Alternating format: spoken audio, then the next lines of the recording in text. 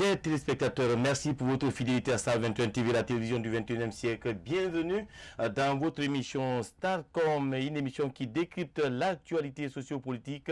La Cour suprême vient de trancher sur le contentieux électoral opposant l'UFDG à la CENI sur la finalisation des élections locales de 2018, notamment l'installation des chefs de quartier et présidents de district. Le verdict a été rendu en faveur de l'UFDG, principal parti de l'opposition guinéenne. Pour en parler, je reçois sur ce plateau M.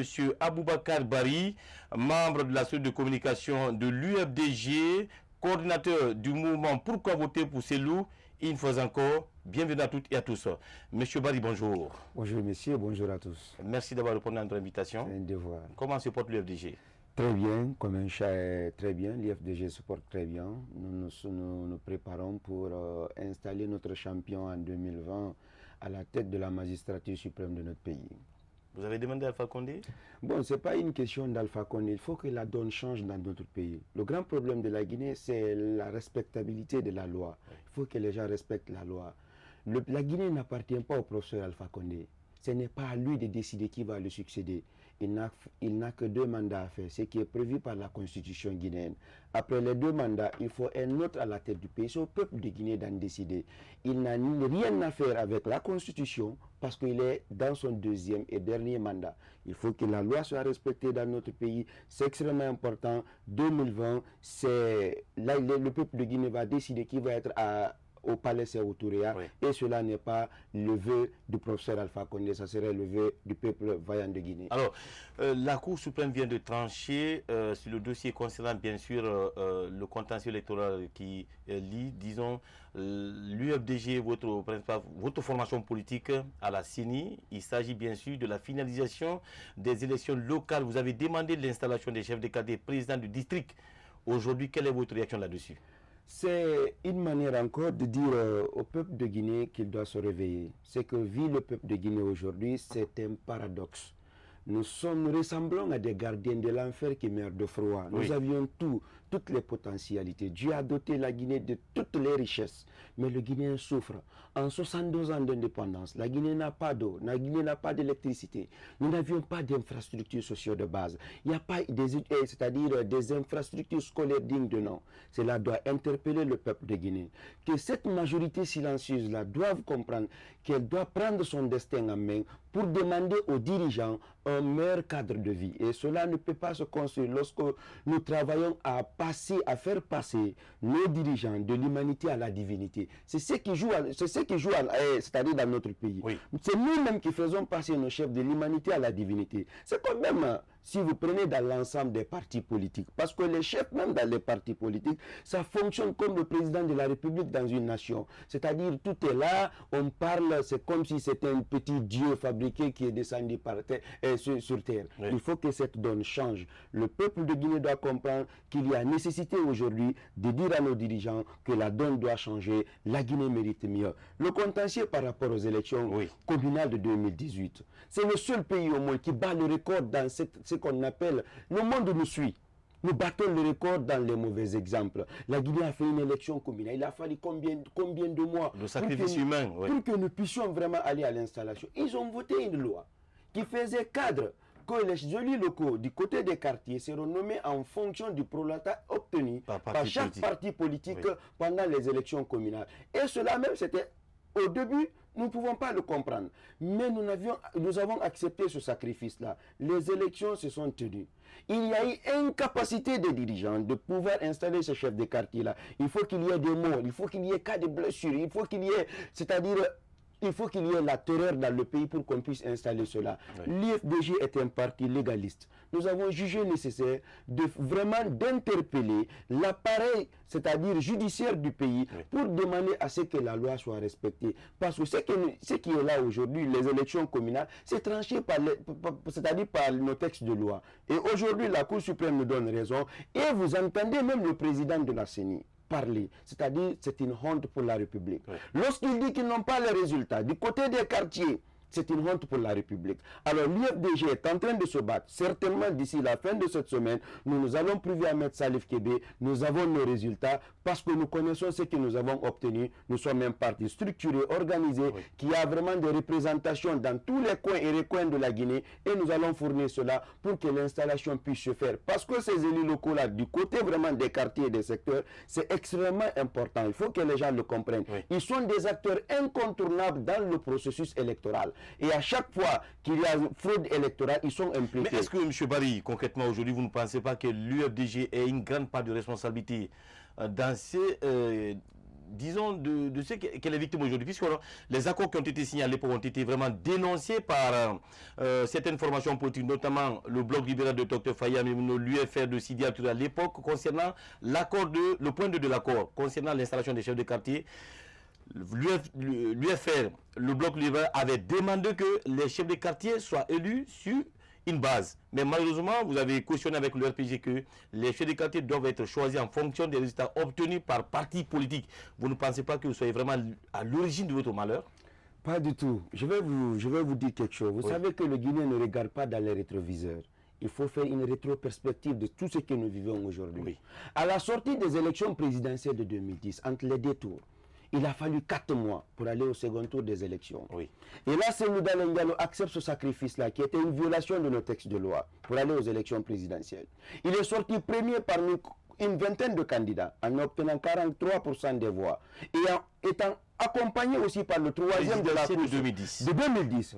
Il a été accompagné par le troisième de la course, qui était Sidi Touré, qui avait eu 13% de l'électorat guinéen. Il perd les élections. Au nom de la paix, il accepte de faire des concessions, d'accepter sa défaite. Et quand Laurent Gbagbo l'a refusé du côté de la Côte d'Ivoire, il y a eu 3000 et quelques âmes qui sont partis comme ça. Et là, Cellou Dalein Diallo a fait un sacrifice. À chaque fois qu'il y a eu dialogue, le professeur Alpha Condé l'a dit devant la face du monde, qu'il n'a pas accepté de dialoguer avec le fait général Lansana Conté. Et là, Cellou Dalein Diallo est un républicain. 2 fois, même nous militants, nous ne sentons pas 2 fois quand il accepte d'aller rencontrer le professeur Alpha Condé. Mais il le dit, je suis républicain. Dans une nation, il faut qu'il y ait des rencontres. Il faut qu'il y ait, c'est-à-dire ces dialogues-là, pour que nous puissions aplanir nos divergences. Il a accepté, nous avons accepté d'aller. Nous avons signé des accords. Ce qui fait la force d'un chef, ce qui fait la force d'un homme, c'est ta parole donnée. C'est ta parole donnée. Le professeur Alpha Condé, nous avons fait des accords avec, c'est-à-dire le RPG et tous les partis qui ont accompagné le processus. À l'époque, pour aller aux élections communales. Il y a eu des accords qui ont été scellés. Vous entendez encore le président du groupe parlementaire du RPG sortir pour dire non, les accords qu'on a ficelés hier, certainement aujourd'hui ne sont plus applicables. Mais nous sommes dans quelle république? Il faut que la donne change. Cette donne doit changer. Nous ne faisons pas, c'est-à-dire accompagner le professeur Alpha Condé et le RPG. Mais quand il y a question de mettre bas la terre pour permettre aux Guinéens de vaquer à leur occupation, de vraiment jouir, c'est-à-dire du bienfait que Dieu a fait pour notre République, c'est ce qui fait que, et là, Cellou accepte d'aller rencontrer le professeur Alpha Condé, de faire des concessions, de faire des dialogues pour que la Guinée puisse sortir dans ce cycle infernal que nous vivons aujourd'hui. Pendant 10 ans, nous n'avions pas parlé de la question d'eau, de la question d'électricité, nous parlons d'élections, ça et là, il faut que la donne change. Mais cette fois-ci... En termes d'électricité, Barry, vous ne pouvez pas me dire que vous n'avez pas de courant chez vous? Nous avions, c'est-à-dire, si nous prenons aujourd'hui des milliards qui ont été engloutis dans ce qu'on appelle aujourd'hui, dans la question d'électricité, nous tendons vers le mois de mars. Vous verrez, les problèmes ont démarré encore. Ils nous ont dit ici qu'on va vendre le courant. Aujourd'hui, on n'a pas le courant. Il y a des quartiers qui ne gagnent qu'avec vraiment des tours à tour maintenant. Il faut que cette donne change. La communication de nos dirigeants doivent changer. Ils doivent comprendre qu'ils gèrent des humains qui aussi, même si la quasi-totalité ne sont pas partis à l'école, mais doivent comprendre être analphabète et être bête fondeur. Le Guinéen n'est pas bête, mais c'est parce qu'il y a eu quelque chose qui a été ancré dans la tête des Guinéens. Quand on vous dit, le chef c'est un élu de Dieu, il faut l'accepter tel qu'il est. C'est ce qui joue à notre mais cette conscience, c'est ce que nous sommes en train aujourd'hui de sensibiliser les populations pour les faire comprendre que la donne doit changer. Ces élections communales, la Cour suprême, c'est l'instance suprême de notre pays qui a donné raison à l'IFDG parce que nous sommes attachés aux lois de la République, ce qui a fait que nous avons vraiment fait appel du côté de la Cour suprême. Et juste maintenant, nous tardons encore à l'installation là. Tout ça, c'est pour encore... c'est l'une des conditions quand même posées par l'opposition plurielle pour aller aux élections législatives, l'installation des chefs de quartier, l'assainissement du fichier électoral et disons la rallonge des opérations de recensement? Non, je vous dis, il n'y a pas de fichier électoral même pour le pays. Je vous le dis clair. Lorsqu'on vous parle de fichier électoral, le fichier est un patrimoine national. Ce n'est pas pour le professeur Alpha Condé, ce n'est pas pour Cellou Dalein, ce n'est pas pour Gilbert Saïd Kamano, ça n'appartient pas à Star 21 TV, c'est une souveraineté nationale. Oui. Ce fichier électoral-là est garant de la paix dans notre pays. La quasi-totalité des guerres que nous vivons en Afrique sont causées par les élections truquées, par les élections mal organisées. Et ce fichier-là constitue ce qu'on appelle l'âme pour un homme. Nous demandons à ce que, même s'il faut engloutir des milliards de dollars dans ce fichier-là, pour qu'il y ait un fichier assaini. Parce que aller avec ce fichier-là, oui, c'est d'accompagner le professeur Alpha Condé vers un troisième mandat, ce que nous refusons catégoriquement parce que c'est une violation flagrante de nos textes de loi. Est-ce qu'aujourd'hui, êtes-vous vraiment satisfait de ce verdict qui a été rendu par la Cour suprême en faveur de votre formation politique? Nous sommes très contents. Tout ce qui reste maintenant, c'est l'applicabilité de la chose parce que nous savons qu'aujourd'hui, toutes nos institutions de la République sont inféodées par le tout-puissant professeur Alpha Condé qui se croit aujourd'hui un petit dieu sur terre. Il faut que la donne change. Le professeur Alpha Condé doit comprendre, il ne fera que 2 mandats. Après cela, il va rendre le tablier. La Guinée n'est pas une propriété privée du professeur Alpha Condé. Oui. Alors, c'est vrai qu'aujourd'hui, certaines conditions ont été posées par l'opposition plurielle. Votre formation politique, l'UFDG, est la principale justement de cette opposition. Qu'en dites-vous par rapport à ces conditions? Je l'ai tout à l'heure cité, je veux parler de l'assainissement du fichier, de la rallonge des opérations de recensement, le départ de Maître Salif Kibé, si toutefois il ne parvenait pas justement à remplir ces conditions. Est-ce qu'aujourd'hui l'IFDG a droit à l'erreur dans ce processus électoral? Je vous dis, l'IFDG est une institution que nous sommes en train de vraiment meubler aujourd'hui. Vous savez, une institution, ça ne marche pas sur, c'est-à-dire la vie d'un seul homme. Ce sont des rencontres discutées à l'interne pour mettre une stratégie en place. Il n'y aura pas d'élection législative en Guinée sans l'IFDG. Ça, il ne faut pas que le régime en place se trompe. Ah bon? Il n'y aura pas d'élection législative en Guinée sans l'IFDG. Sans l'IFDG. C'est vraiment, c'est impensable même. Et on le dit au professeur Alpha Condé, qu'il comprenne, qu'il mette ça dans sa tête, qu'il mette ça dans tout ce qu'il doit faire, oui, que les élections du 16 février, il y aura des préalables. Il faut que le fichier-là soit d'abord assaini, épuré, qu'on cherche que vraiment ce fichier-là n'est pas vraiment un fichier où on a gardé des millions de personnes pour le professeur Alpha Condé. Parce que vous savez que le socialiste... Non, mais ce n'est pas Alpha Condé quand même qui empêche... vous savez, la CENI est indépendante, c'est une commission électorale indépendante. Vous voulez dire par là que la CENI n'est pas libre dans ce qu'elle fait? Je vais vous parler c'est-à-dire de ce qu'on appelle où le grand matos, le grand matériel de la CENI est gardé à la Villa 33 du côté de Kaloum. C'est une salle qui n'est accessible seulement qu'à un monsieur, un Burkinabé, qui est là, qui gère le matos, qui ne rencontre qu'au professeur Alpha Condé. Ah bon? Je vous dis, oui, vous pouvez mener vos investigations et le voir.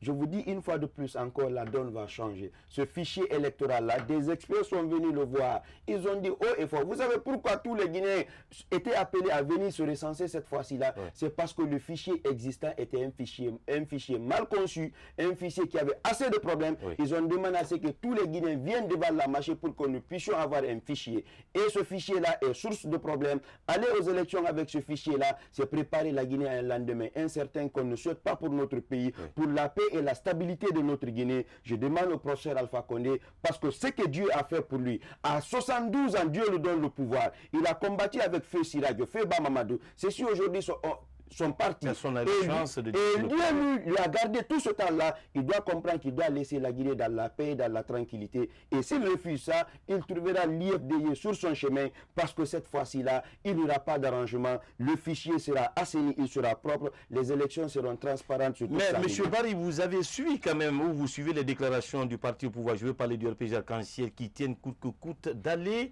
aux élections législatives, tandis que l'opposition plurielle dirigée aujourd'hui par votre formation politique pose certaines conditions au cas où justement ce scrutin restait maintenu. Vous ne pensez pas que vous donnez raison au parti au pouvoir? Je vous dis et je vous le rassure aujourd'hui, l'IFDG ne fonctionne pas sur les c'est-à-dire sur les vœux seulement de Cellou Dalein Diallo. Nous ne sommes pas l'IFDG à cause de Cellou Dalein Diallo. Nous avons calculé.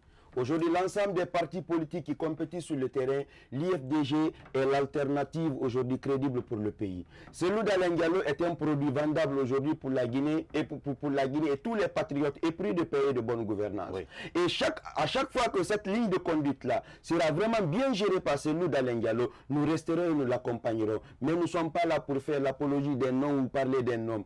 Quelque part, je vous dis, ces élections du 16 février ne se feront pas. Nous n'allons pas seulement boycotter les élections, nous allons aussi nous doter des moyens. Nous allons nous doter des moyens. Nous allons nous doter des moyens d'empêcher ces élections-là. Je vous dis, aller à une élection est un droit pour tous les Guinéens, pour tous les partis politiques, parce que les législatives et la présidentielle, ce sont des élections seulement accordées aux partis politiques. L'IFDG est un parti agréé qui a participé à des élections dans ce pays-là, qui est la première force politique de l'opposition aujourd'hui. Aller à des élections sans l'IFDG, c'est impensable même. C'est comme un Barça et une équipe de Barcelone. Alors, nous allons marquer une courte pause. On revient sur ce plateau pour continuer le débat avec bien sûr notre invité. Il s'agit de M. Aboubacar Bari.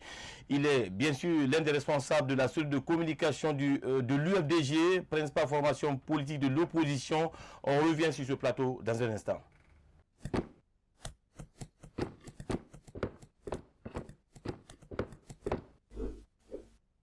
Nos valeurs, innovation, performance, intégrité. L'émission Starcom se poursuit sur ce plateau de Star 21 TV, la télévision du 21e siècle, avec bien sûr notre invité, M. Aboubacar Bari, membre de la cellule de communication de l'UFDG, principal parti de l'opposition guinéenne. Alors, M. Bari, nous allons vous proposer un reportage réalisé par la rédaction politique de Star 21 TV concernant ce consensus électoral, bien sûr, qu'on parlait tout à l'heure avec la Cour suprême. On revient dans un instant. L'installation des conseils communaux. Moi, j'aurais souhaité qu'on applique la loi à la règle. Ce que le règlement en dit. Qu'est-ce que le règlement a dit? Ce n'est pas de partager. Si quelqu'un gagne une commune, il a gagné, c'est fini. Il n'y a pas à faire de partage. Ce sont eux qui savent comment est-ce qu'ils veulent s'arranger. Je vais vous expliquer une chose. La mouvance va accepter à ce qu'il y ait des partages pour infiltrer des gens, pour faire des pagailles pour les élections qui vont venir. Uniquement pour ça, pas pour autre chose. Mon point de vue là-dessus, s'il vous plaît, nous avons des systèmes, comment on appelle ça, des institutions telles que l'Assemblée nationale, telles que la Cour constitutionnelle, telles que la Cour des comptes, telles que la Cour suprême. Ce sont ces institutions qui font de nous un État.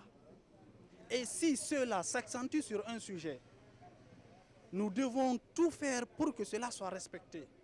Et la Cour suprême a donné le verdict s'accentue sur l'installation des chefs de quartier.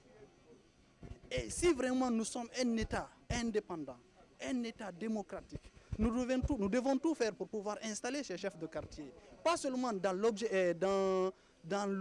bien de l'UFDG, mais plutôt dans le bien de la population guinéenne. C'est cette population qui a choisi ses chefs de quartier, qui a choisi ses chefs de communes, et ainsi de suite. Donc ce n'est pas à l'UFDG, mais plutôt au peuple de Guinée. Donc si le président est vraiment démocrate, il n'a qu'à faire le souhait du peuple, à celui d'installer les chefs de quartier. Je pense que la décision de la Cour suprême, ça c'est une victoire pour le peuple de Guinée. Parce que ordonner à ce que les élections soient achevées et installer les chefs de quartier et les chefs de district et autres, c'est une bonne décision. C'est la démocratie. La démocratie, c'est à la base. On ne peut pas construire quelque chose si la base n'est pas bien faite. Donc je pense bien que c'est une bonne décision. À mon avis, en tant que citoyen, je salue cet acte et je salue le courage de la Cour suprême. L'émission Starcom se poursuit sur ce plateau de Star 21 TV, la télévision du 21e siècle, avec bien sûr notre invité. Il s'agit de M. Aboubacar Bari, membre de la cellule de communication de l'UFDG, principal parti de l'opposition guinéenne. M. Bari, vous avez suivi la réaction justement de ces citoyens par rapport à ce verdict qui a été rendu en faveur de l'UFDG. Quelle est votre réaction là-dessus? Non, ces citoyens veulent tout simplement que le respect de la loi. Si nous avions voté une loi pour aller aux élections communales, pour éviter un certain nombre de faits, certes, au moment où nous parlions de cette loi-là, il y avait des points, même moi, certains points dans cet accord-là que je ne voudrais pas du tout. Oui. Parce que je voulais que les élections se fassent au niveau des quartiers d'abord, comme on a l'habitude de le faire. Mais on dit automatiquement, ça a été une proposition de la mouvance en disant que... Mais accepté, accompagné par l'UFDG, je vais vous dire quelque chose. Oui. Lorsqu'il y a problème entre vous et quelqu'un d'autre, lorsqu'il y a négociation, il faut qu'il y ait des concessions. C'est ça aussi la négociation. Il faut qu'il y ait des concessions. Oui. Vous ne partirez pas avec des idées arrêtées en disant que moi, je suis sur cette position, je ne vais pas bouger. Ça, ce ne serait plus une négociation. Nous sommes allés, on est tombé sur un consensus. Nous sommes allés aux élections avec ce consensus-là. Un consensus, vous l'avez suivi, la réaction quand même de certaines formations politiques à l'époque, je le disais tout à l'heure, l'UFS s'était opposé à cet accord, à ce point de l'accord en même temps, le bloc libéral, mais vous avez refusé, vous avez préféré quand même suivre le RPG arc-en-ciel à l'époque. Nous n'avions pas suivi le RPG, nous étions partis à une négociation où il y a eu des concessions, il y a eu des facilitateurs. Nous sommes tombés d'accord sur quelque chose. Nous l'avons fait, nous sommes allés aux élections avec. Vous avez suivi tout ce qui s'est passé, le brouhaha du côté de la commune de Matoto, avec l'installation aujourd'hui, je parlerai même d'un préfet du côté de Matoto, parce que c'est tout, sauf un maire, il a été élu par le RPG avec un forcing qui ne dit pas son administration. Oui. Il faut que la loi soit respectée. Je vous dis une fois de plus encore, la loi sera respectée dans toute sa rigueur. La Guinée n'est pas vraiment une propriété privée du président de la République de quelqu'un d'autre. Nous avons signé des accords, les accords seront respectés. Celui qui a gagné dans un quartier X ou Y installera son chef de quartier. C'est ce qu'a voulu l'esprit de la loi et c'est ce qui va être appliqué. Cela ne se fera pas en fonction des humeurs du professeur Alpha Condé ou je ne sais de qui. La loi sera respectée et les chefs de quartier seront installés. Alors, M. Aboubacar Bari, l'actualité reste également dominée par le retrait de certains commissaires de la CENI au sein du processus électoral. En tant que membre de l'UFDG, qu'en pensez-vous?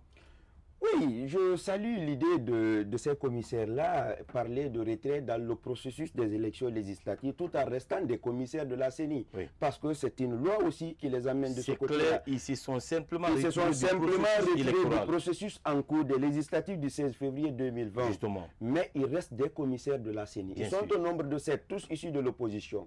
La CENI aujourd'hui, avec la nouvelle loi, c'est une CENI de 17 commissaires. 7 de la mouvance, 7 de l'opposition, 2 de la société civile et 1 de l'administration, ce qui fait les 17.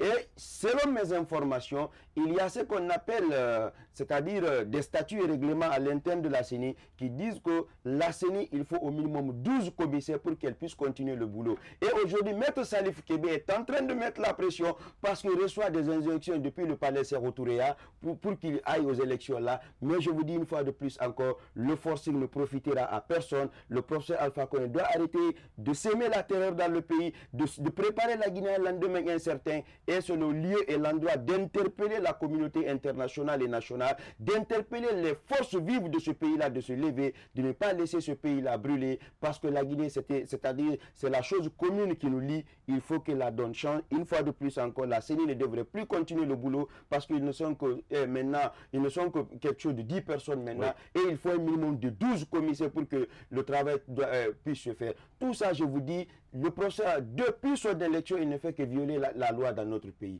Vous prenez le cas, jusqu'où nous sommes là, qui est le nouveau président du RPG. Il continue à animer les assemblées du côté du RPG, quelque chose qui est incompatible avec la fonction présidentielle. Il faut qu'il comprenne qu'il est le président de la Guinée et non le président du RPG. Monsieur Bari, nous allons accorder la priorité au direct. On a déjà au bout de fil Dr Alassane Makanera Kake, commissaire à la CENI. Docteur, bonjour.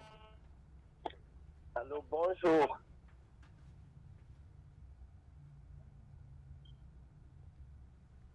Allô, docteur, bonjour. Bonjour. Bonne arrivée sur le plateau de Star 21 TV. Alors, je le disais à l'entame de cette émission, le verdict a été rendu en faveur de l'UFDG. Je vais parler justement de ce contentieux électoral qui opposait l'UFDG à la Commission électorale nationale indépendante en tant que responsable de cette CENI, autrement dit commissaire de la dite CENI. Qu'en pensez-vous de ce contentieux électoral? Bon, En fait, c'est pas le contentieux par rapport à l'IFDG, c'est pas lié à la CENI. Oui. En fait, la Cour s'est prononcée en demandant à ce que les chefs de quartier, que le processus électoral se conduise jusqu'au bout.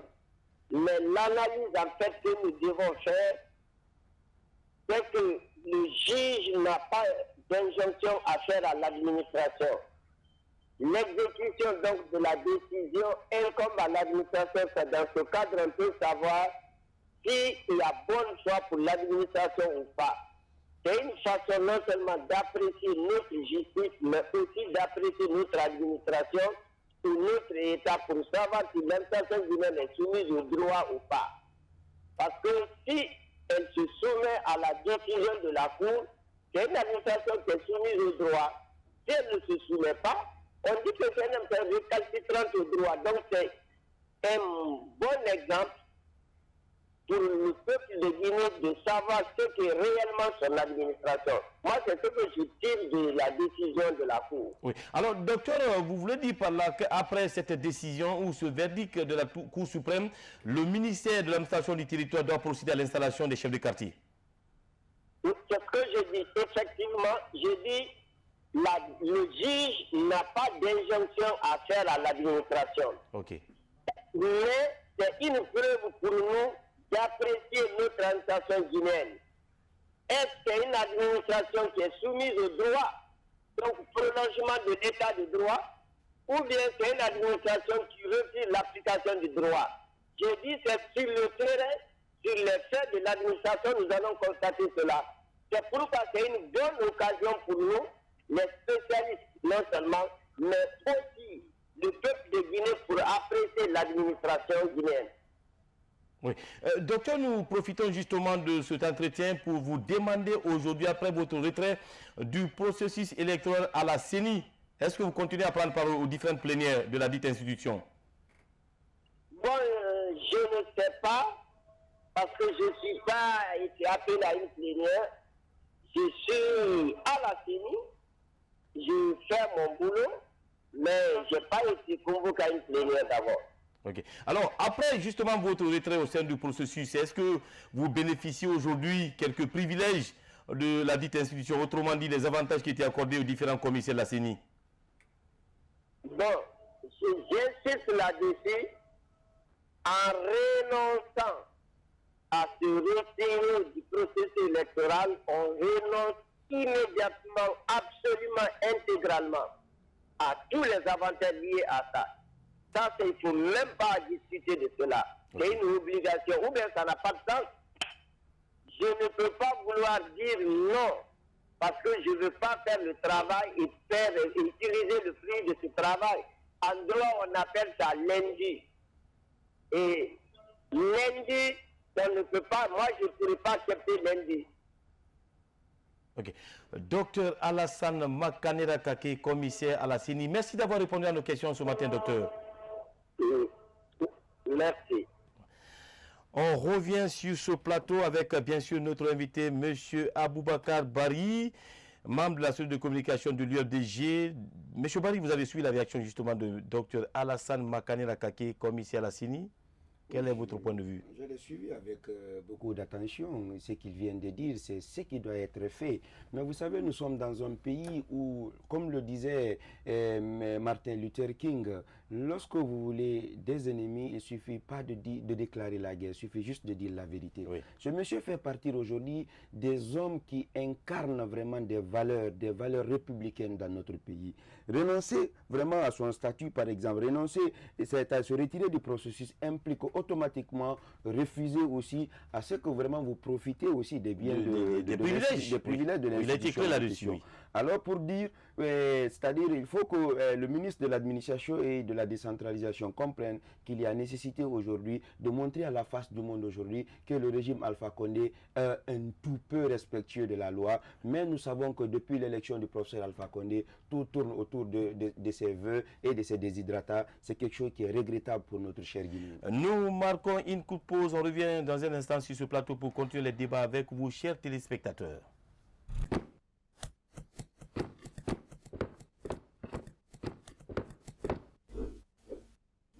valeurs, innovation, performance, intégrité. Aimables téléspectateurs, le débat se poursuit sur ce plateau de Star 21 TV, avec bien sûr notre invité. Il s'agit de M. Aboubakar Bari, membre de la cellule de communication de l'UFDG, principal parti de l'opposition guinéenne. Alors, M. Bari, on va s'intéresser à un autre fait de l'actualité. Il s'agit bien sûr des différentes manifestations du Front National pour la défense de la Constitution. Le FNDC compte reprendre ou renouer avec ces marches à partir du 6 janvier prochain. Quel est votre point de vue? Je suis partant depuis que le jour où mon parti, l'IFDG, a adhéré au sein du Front National pour la défense de la Constitution.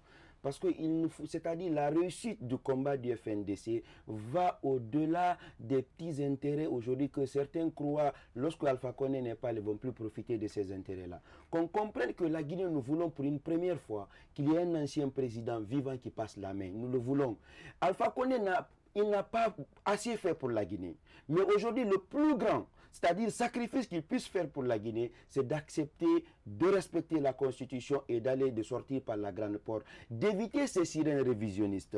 Et qu'ils comprennent que le FNDC fait partie de ce qu'il est, des personnes, c'est-à-dire est constitué de personnes qui aiment le professeur Alpha Condé, qui veulent le rappeler hier, lorsqu'il s'opposait à ce qu'il y ait le coudéisme dans le pays. C'est aujourd'hui ces gens-là qui sont en train de le rappeler, de ne plus céder à ces personnes, c'est-à-dire ce qu'on appelle... Mais vous ne pensez pas qu'Alpha Condé soit pris en otage par son entourage? Je ne le crois pas. Je le dis clair. Alpha Condé n'est pas du genre à être pris en otage. Il connaît la Guinée, il a vécu le régime Sékou Touré, il connaît ce qu'il a vécu dedans, il a été condamné par contumace. Oui. Il a vécu le régime Lansana Conté, il a fait à peu près 2 ans au niveau de l'hôtel 5 étoiles de Corentin. Il le sait bien. Il s'est battu pour des valeurs. Les jeunes femmes qui se battent aujourd'hui, les différentes couches aujourd'hui qui se battent au sein du FNDC sont ceux qui aiment le professeur Alpha, qui veulent le rappeler de son combat d'hier pour le dire, monsieur Alpha Condé, acceptez pour une première fois d'aider la Guinée, parce que pour une première fois, si Alpha Condé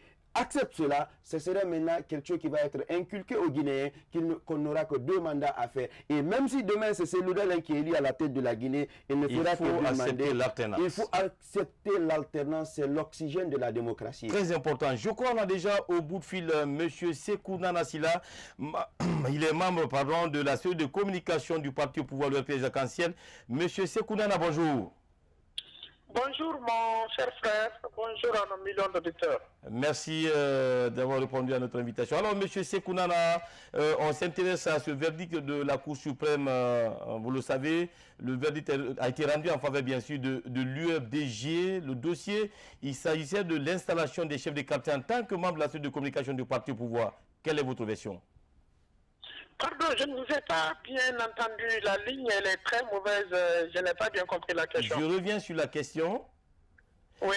Je dis, la Cour suprême vient de rendre son verdict dans le dossier opposant l'UFDG et la CENI pour l'installation des chefs de quartier. Et vous l'avez suivi, c'est en faveur de l'UFDG. En tant que responsable de la mouvance présidentielle, qu'en dites-vous? Vous dites que vous reprenez la question, s'il vous plaît. La ligne est très mauvaise. Très mauvaise. Je reviens sur la question. Je veux parler du verdict rendu par la Cour suprême. L'UFDG a finalement eu raison sur la CENI pour l'installation des chefs de quartier. Qu'en dites-vous en tant que responsable de la cellule de communication du parti au pouvoir? Merci. Voilà. Nous sommes dans un État démocratique. Je pense qu'il faut saluer cette attitude républicaine d'une formation politique de la place à l'UFDG, qui est d'ailleurs notre principal adversaire dans le combat politique aujourd'hui dans le pays, d'avoir exercé une voie de recours légal. Dans la démocratie, c'est comme ça.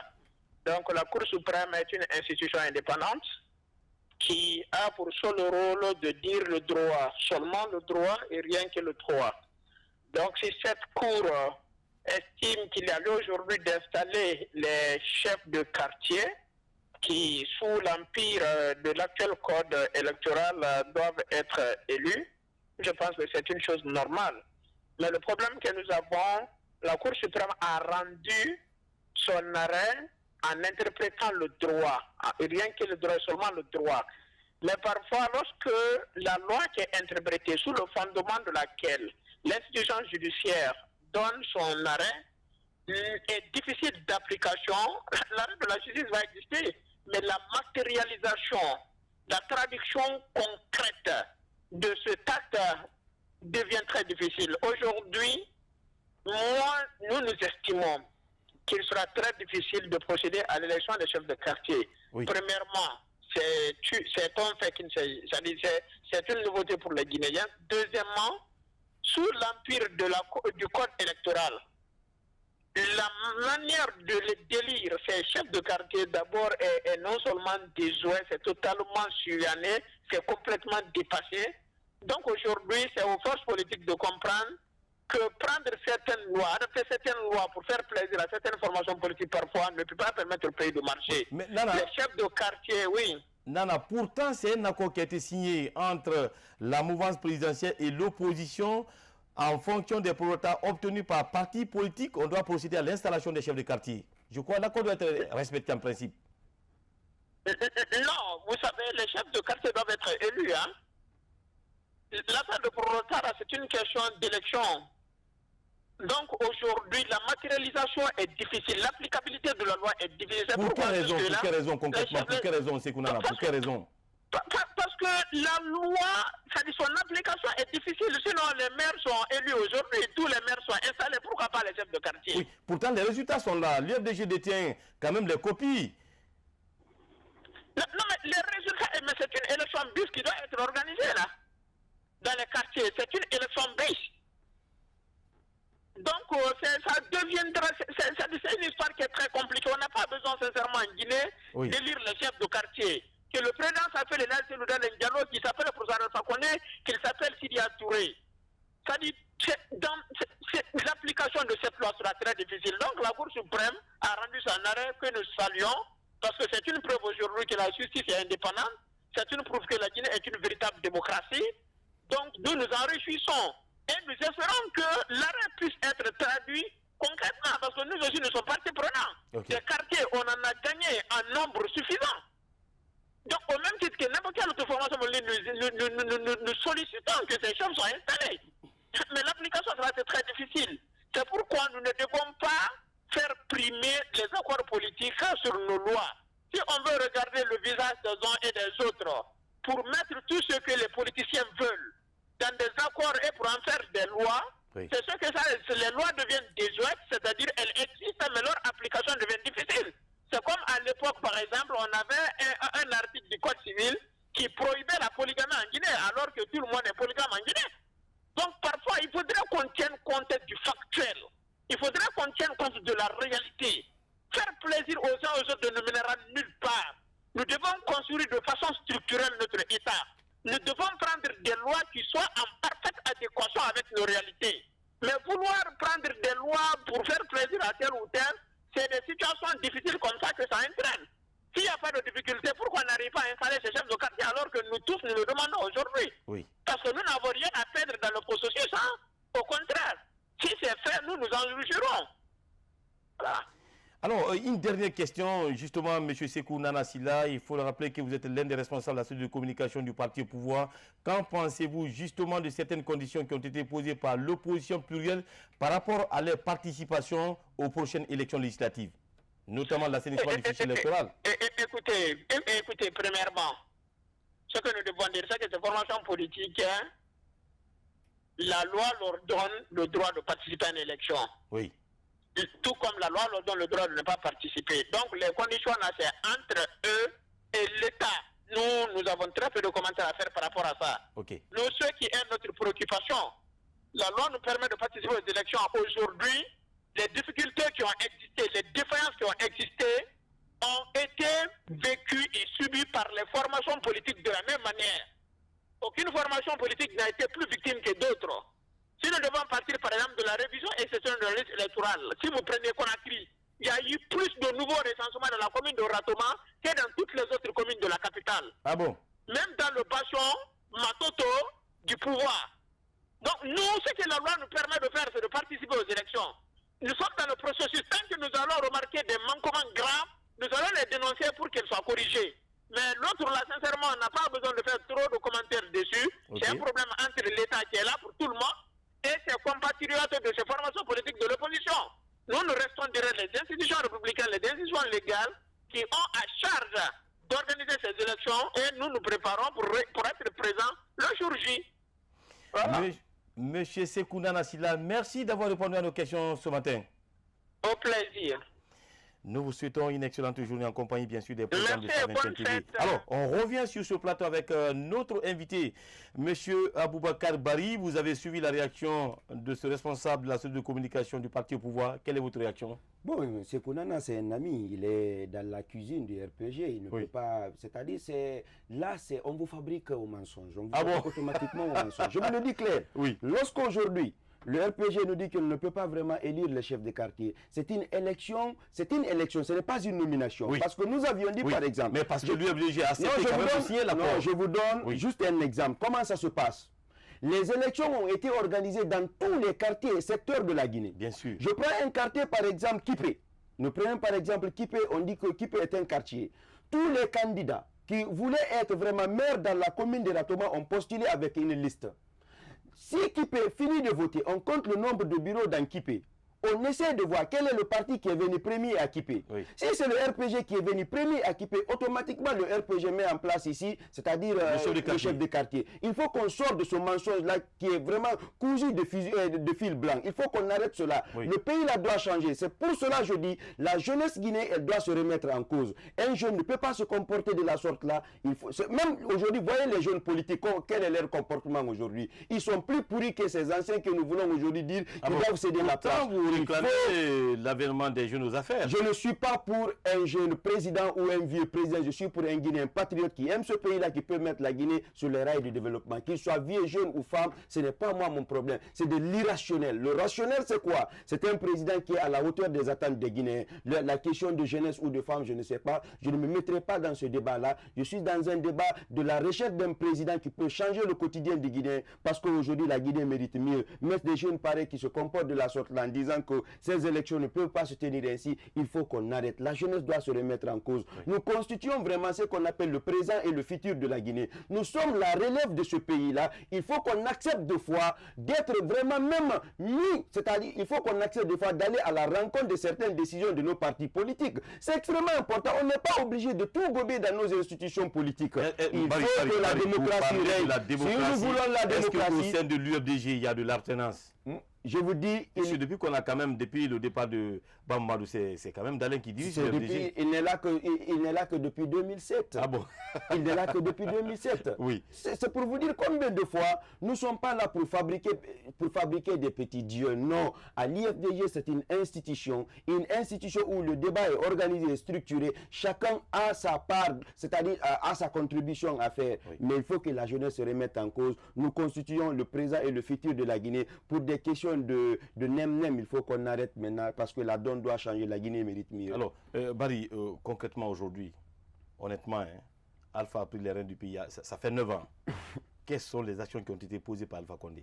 Les actions qui ont été posées par le professeur Alpha Condé... Qui ont vraiment attiré votre attention? Les actions qui ont été posées par le professeur Alpha Condé, c'est vraiment de biaiser la loi qui donne, c'est-à-dire qui dépénalise les délits de presse. Ah bon? Vous avez vu certains de vos amis qui sont même partis du côté de l'hôtel 5 étoiles de Corentin, parce qu'ils étaient là. Ce qu'ils ont commis comme infraction selon les autorités, c'était fait pendant qu'ils étaient dans leur émission. Il faut que ça change. Aujourd'hui, tout le monde est victime du professeur Alpha Condé. C'est ce qui m'a beaucoup attiré sur le professeur Alpha Condé. Ce sont les promesses non tenues. Les promesses non tenues. On a parlé aujourd'hui, par exemple, la Guinée va vendre le courant. On est incapable même de stabiliser le courant, même dans un coin de Afia ici. Afia dans la commune de Dixine. Qu'on arrête un peu. Le professeur Alpha Condé est un éléphant attendu avec les 4 pieds cassés. Peut-être certainement, vous voyez ce qui est blanc dans la gestion du professeur Alpha Condé. Mais je vous dis ici, si nous prenons par exemple les promesses par rapport aux réalisations, elles sont infimes. C'est une goutte d'eau dans l'océan. Ah bon? Ah oui. Aujourd'hui, nous tendons presque vers la fin de cette émission. Est-ce que avez-vous un message particulier à lancer à l'endroit du peuple guinéen, en particulier aux militants et sympathisants de l'UFDG? Le message, il est clair. C'est de demander aux Guinéens de mettre la Guinée au-dessus des intérêts égoïstes et partisans d'abord. C'est de dire aux Guinéens qu'on doit semer. c'est de dire aux Guinéens qu'on doit se donner les mains. C'est de dire aux Guinéens qu'on doit accepter ce que Dieu déjà a fait. L'architecte suprême a conçu le Peul, le Soussou, le Malinké, le Kissier, le Mikifor et le Baga. Il les a mis en Guinée, c'est parce qu'il est conscient qu'on peut vivre ensemble. Il faut qu'il y ait l'unité nationale, qu'on se donne les mains. Une fois que nous acceptons de se donner les mains, nous allons voter pour un président qui est à la hauteur des attentes des Guinéens. Et aujourd'hui, j'appelle le peuple de Guinée que ce président-là, ce candidat-là, c'est là, c'est Louda Lendialo, c'est de voter tous l'IFDG en 2020 pour que nous puissions sortir de ce cycle infernal que nous vivons aujourd'hui, le manque d'eau, le manque d'électricité, parce que ce qui arrive au professeur Alpha Condé aujourd'hui, il n'était pas préparé à la gestion. Il est politique, il est resté politique. Dans sa gestion, il a été politique, dans l'instrumentalisant, en remplaçant un peu par un Diakanké par là. Ça ne peut pas faire avancer les choses. Je suis pour un gouvernement, tous Kamano. Tout le gouvernement Kamano, s'ils sont des compétents, ils peuvent apporter quelque chose à la Guinée, qu'on fasse du maquillage, qu'on ait, il y a quelques peuls, quelques soussous, quelques malinqués, quelques kissiers, et derrière, il n'y a rien. Ce que les Guinéens ont attendu du professeur Alpha Condé, ça a été une déception totale. L'éléphant attendu est venu avec 4 pieds cassés. Alors, 4 pieds cassés. Barry, rapidement, la plupart des observateurs pensent aujourd'hui que le FNDC, c'est l'UFDG prime. Qu'en dites-vous? Bon, au sein du FNDC, je sais qu'il y a l'IFR, il y a le bloc libéral, il y a les partis politiques, il y a la société civile, il y a les syndicats, il y a des Guinéens, épris de paix et de bonne gouvernance au sein du FNDC, qui aiment le professeur Alpha Condé, qui veut qu'il sorte par la grande porte, qui veut le voir grand, qui veut demain se dire que pour une première fois, on a eu un chef qui a accepté de faire 2 mandats et de partir. Oui. Le FNDC, en sa tête, le coordinateur, M. Abdourahmane Sano, ce sont là une équipe qui aime le professeur Alpha Condé. Tous ceux qui sont là aujourd'hui, qui sont en train de dire Alpha Koudé, Alpha ceci et cela, ce sont des gens de la 25e ère d'abord du RPG qui sont venus vraiment profiter des vrais RPGistes, de ceux qui se sont battus depuis l'avènement du RPG en Guinée dans les années 90. Il faut que les vrais RPGistes reprennent leur parti politique, qu'ils disent au professeur Alpha Condé, regardez, il est resté le tout puissant du RPG, il n'a jamais eu de congrès au sein du RPG. Comment on pouvait attendre un tel homme à la tête de la Guinée qu'il soit vraiment un démocrate? C'est ce qui nous arrive aujourd'hui. Ça a été vraiment une instrumentalisation, mais les Guinéens commencent à ouvrir les yeux et à comprendre que le professeur Alpha Condé, ça a été vraiment du gâchis. Nous avons voté pour un monsieur qui n'avait pas de programme, qui n'avait pas les hommes qu'il faut, et aujourd'hui la Guinée est dans ce qu'elle est aujourd'hui. Monsieur Barry, merci d'avoir répondu à notre invitation. Merci à vous, je vous remercie. La Téléstar, comme je vois Star 21, c'est vraiment pour vous dire merci, parce que le matériel, l'accueil et tout implorer la grâce divine qu'il fasse de cette télé dans les prochaines années une télé qui va couvrir l'ensemble de la République et contribuer au développement de notre cher Guinée. Merci, chers téléspectateurs, j'allais dire. Ainsi prend fin cette émission. Vous l'avez compris, notre invité était M. Aboubacar Barry, membre de la suite de communication de l'UFDG, principal parti de l'opposition guinéenne. Nous vous souhaitons une excellente suite de programme en compagnie, bien sûr, de Star 21 TV, la télévision du 21e siècle.